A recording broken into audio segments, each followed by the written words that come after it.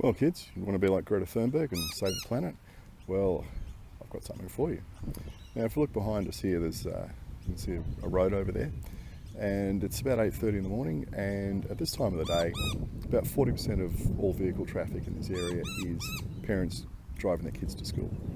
And the transport sector in Australia makes up about 18% of our carbon emissions, carbon dioxide emissions, to be more specific. So, what can you do about that? Really easy. You can nag your parents to stop you being driven to school, and you can do it. My kids do. You can walk. It's not that hard.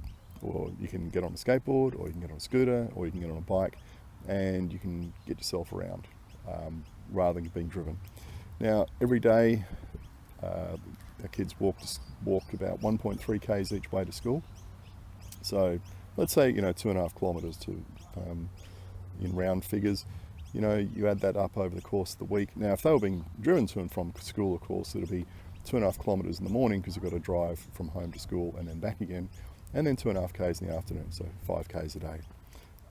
We'd be driving 25 kilometres a week, or let's say it's 40 weeks in the school year, 1,000 kilometres a year. And we're avoiding most of that driving by the kids walking. Now, they don't do that for environmental reasons. They do it for much simpler reasons. Firstly, they get 1,000 kilometres of exercise a year. We were supposed to be in the midst of this obesity epidemic. Doing 1,000 k's of walking, which you wouldn't otherwise do, incidental exercise, active transport, it's good for you. Secondly, getting out and getting some exercise, it's good for your mental health. It helps you avoid depression and all those kind of anxiety things. Third, gives them an opportunity to socialise with their friends, because there's other kids walking to and from school, and they can walk together and they can talk about Minecraft or PewDiePie or whatever. They can, if they want to go off and get a slushie from the 7-Eleven on the way home when it's hot, so be it. It's good to have a bit of time every day where you're not in school time, you're not at home, stuck doing homework and stuff. You're just out and about, being free, doing kid stuff without parental supervision and involvement, all the rest of it. None of this stupid helicopter parenting of, oh my God, I must know where my children are 24 hours a day, or I'm calling the police because something bad has happened. I mean, that's just insane. What else? So we got exercise, we've got mental health, socialisation, independence, and responsibility. So they've got to get themselves across a couple of roads. They've got to get themselves organised in the morning. Lunch boxes packed, dressed, all the rest of it, and get out the door by a certain time.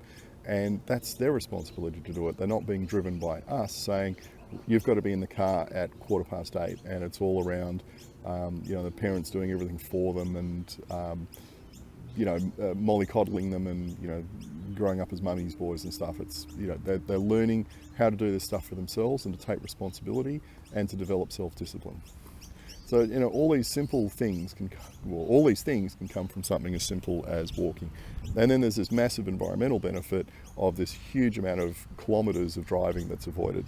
Now, of course, the other benefit of that is there's all these cars over there, and there's another busy street over there because there's a school over there, and over that way behind the tennis courts there's yet another really busy street. If you cut down the number of kids being driven to school every day, the amount of, that's you probably can't hear it, but there's quite a bit of road noise from there, and that's nearly 100 metres away. There's less noise pollution, there's less congestion. For those people that do need to drive to work, it's just so much easier because there's a hell of a lot less cars on the road. It makes those drivers less frustrated, less angry. It reduces their commutes, gives them more leisure time and all that kind of thing. But also, if they're not doing stop-start driving because they're stuck in congestion, improves fuel economy, reduces fuel usage, and again, that's got good environmental benefits. So there's a whole lot of benefits that can flow from you refusing to get in the car with mum and dad in the morning and getting to school under your own steam. And like I said, you could walk, skateboard, scooter, bicycle, whatever. Now, what is a reasonable distance for walking? Well, with a backpack, etc., for young kids, 1.5 kilometres. You might be thinking, geez, 1.5 kilometres every day, each way, that's impossible. Well, no, it's not, because you just need to start, build up, and before long you can do it. I mean, when our kids were really young, I simply carried their backpacks and walked with them, and then as they got older they developed the strength and fitness to do it for themselves, which means now when we go shopping, because the shops are, again, a kilometre and a bit that way, it's a 2.5k round trip to go to Coles if we need just a few small things. Well, they are now capable of carrying a bag each, so we can do 3 bags of shopping, which is enough food for the family sometimes for 2 days, but it's by the 3 of us walking up to the shops. Now, the other benefit is, of course, we've got the dogs over here. I get a walk, dogs get a walk, kids get a walk, shopping gets done. 4 things for the price of 1. I mean, that's efficiency. So you should be able to walk a k and a half each way. Any greater distance than that, probably a scooter or a bike. And how far, could you ride a bike? Up to 5k's, I guess. I mean, it shouldn't be that hard. When I was 12 years old, I was able to ride 12k's each way, no problems. Sure, you get a bit sweaty and stuff in summer, but if you're doing 5k's pretty easily, it shouldn't be the end of the world. Now, of course, you might be saying, oh my God, I can't ride to school because it's not safe. Well, the roads themselves are quite safe. I mean, they're not covered in landmines and potholes and crocodiles and stuff.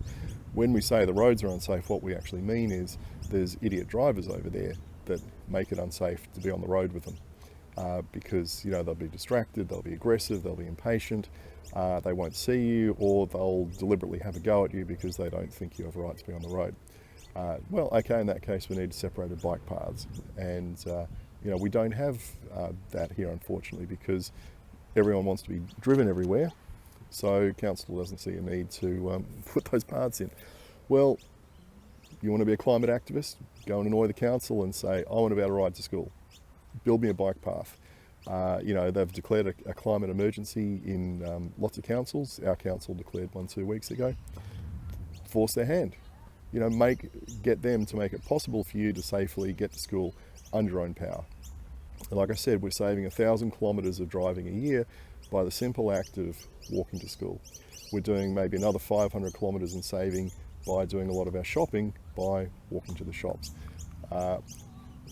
And you just need to get off your backside and go and do it.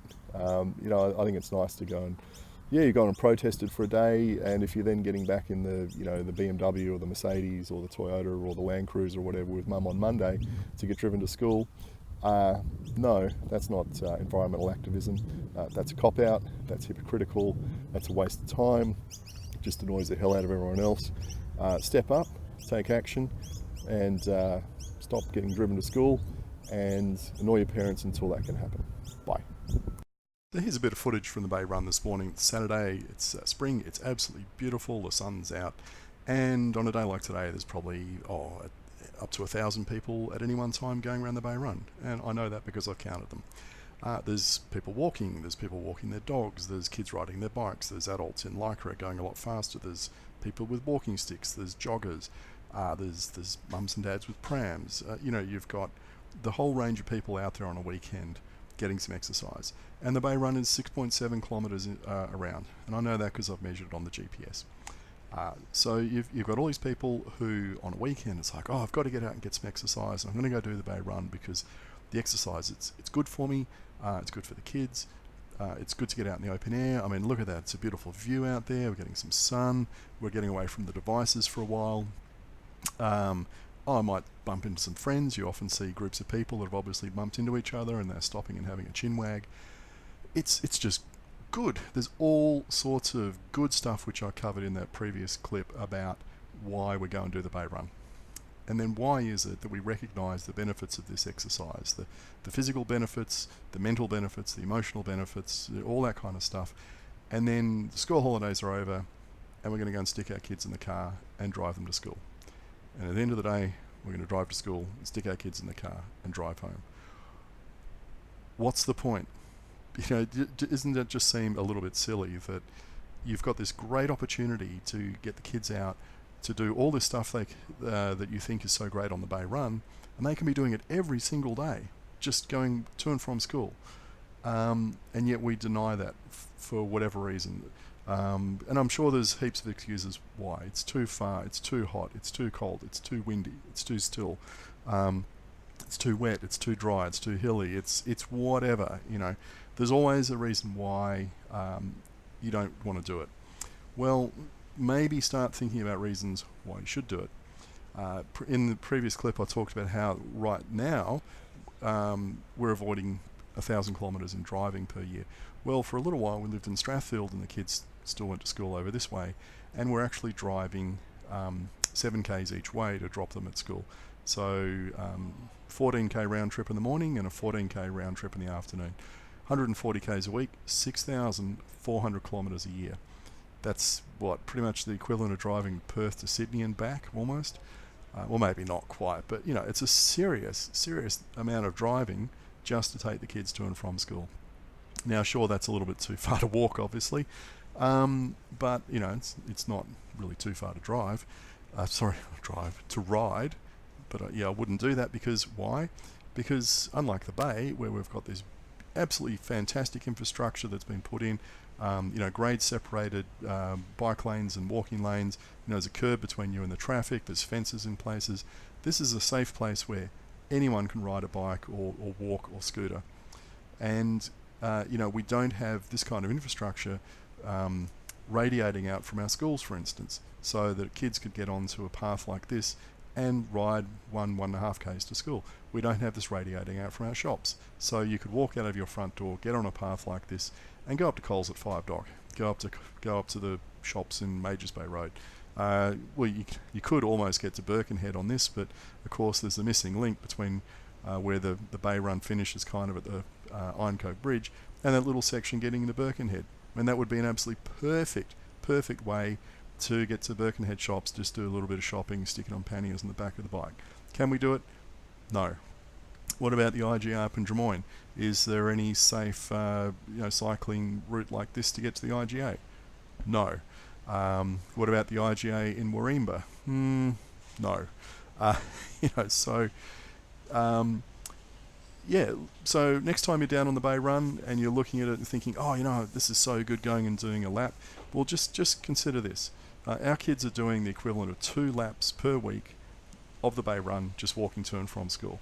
And they can do the equivalent of a 3rd lap by helping out doing the shopping every week. You know, 3 laps. Just think of how good that is for them through the incidental exercise and the avoidance in driving and all the other benefits that come from it.